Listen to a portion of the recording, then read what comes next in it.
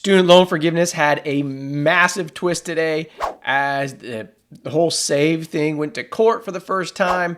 And not only did it not provide any real solutions, which we didn't think it was going to, but there were also some big shockers in there that every single one of you that are on an income-driven repayment plan need to know about. So with that being said, let's jump into the update. ICR was the first income-driven repayment plan ever created, and it is extremely important to understand, even though most of you have never even heard of it, okay? Not only that, but there wasn't that many borrowers on it. What happened was that Congress put together the law or statutes, and all they said was that the repayment plan for these income-driven repayment plans were to be no more than 25 years. They didn't say anything about what would happen after 25 years, meaning they never specified if there was going to be loan forgiveness in them. They just said that they would become due in 25 years. So what the judge ruled today, or what he was saying today, is that ICR would be forgiven in 25 years, but at the end of the 25 years, you'd have to repay the entire balance. There would be no forgiveness. Now, the reason why this is important is because pay as you earn, revised pay as you earn, and SAVE were all developed underneath the same rules that ICR was created. Therefore, what the judge is saying from interpretation, now, let me make a little side note. I'm not a lawyer on this stuff. This is just what a number of lawyers that I highly respect have said, interpreting what the lawyer was talking, or what the judge was talking about. That on pay as you earn, that your loan's term period might be 20 years, but there's no forgiveness at the end of it. You have to pay the full amount. If that's the case, that is a massive change for a lot of people. Now, I'm just reading some notes in here. Because I'm going to talk about more on this in a minute, because that's going to be major questions across the board for everybody. But first, I want to talk about IBR, income-based repayment, okay? It is explicitly written by Congress that IBR will be forgiven at the end of the term. So IBR doesn't have any of these questions that we are going through right now, meaning it is going to be forgiven. That is set in stone, set by Congress. That's not even up for debate.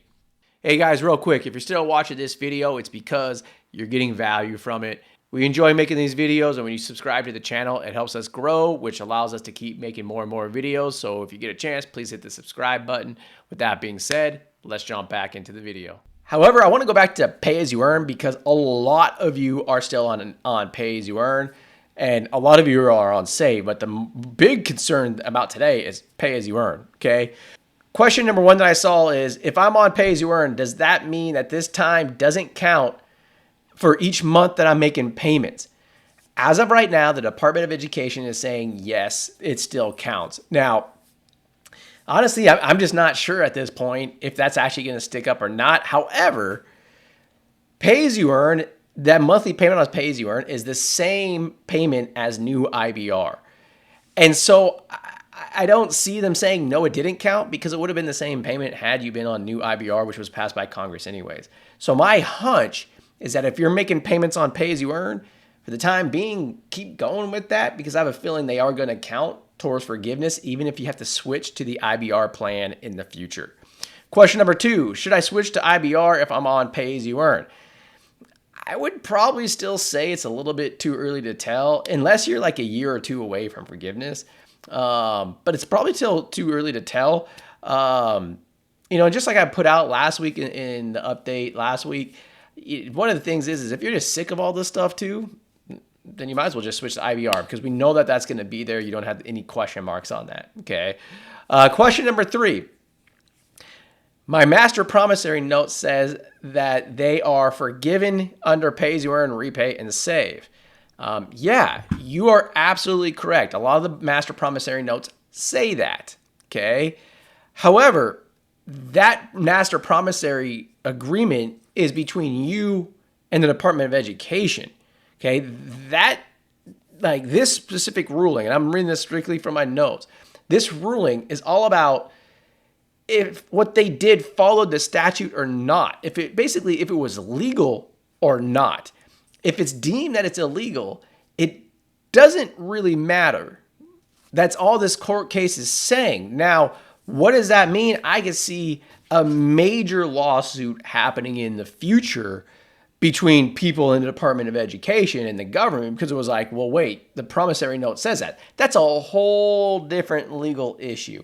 Now, the other thing that I could potentially see happening, and I don't know how this would happen from a legal standpoint, but I heard a few lawyers bring this up, that in their opinion, anything that this court releases would only affect new borrowers going forward, not the previous borrowers. Basically, would be grandfathered in, making you not liable or hurt because the government lied to you. How that would play out, I'm not sure. But I want to go on to the question number 4. What happens if I'm on PSLF? Okay, PSLF was passed by Congress. You are perfectly fine. However, if you're on pay as you earn and you're on PSLF, and if you're getting close to forgiveness, then I would probably switch to IBR to make sure that you're getting this thing forgiven. Okay, again, just to summarize that, major thing that I didn't really see it necessarily coming myself was that they're saying ICR, PAYE, repay, and save might not have any forgiveness associated to it. That's a major change. Again, do you switch to IBR or not? It's still the same question that we had, a week ago. If you're getting close to forgiveness, I would probably switch over to IBR.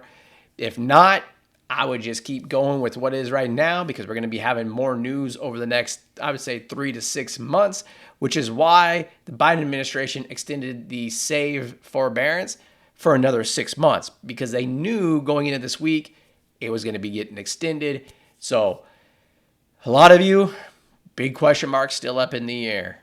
I know there's still a lot of questions in this, but that's why you need to have a good financial management system in place. If you guys need help, you know where to find us, fitbucks.com. In the meantime, here's some financial planning videos to help you on your financial journey.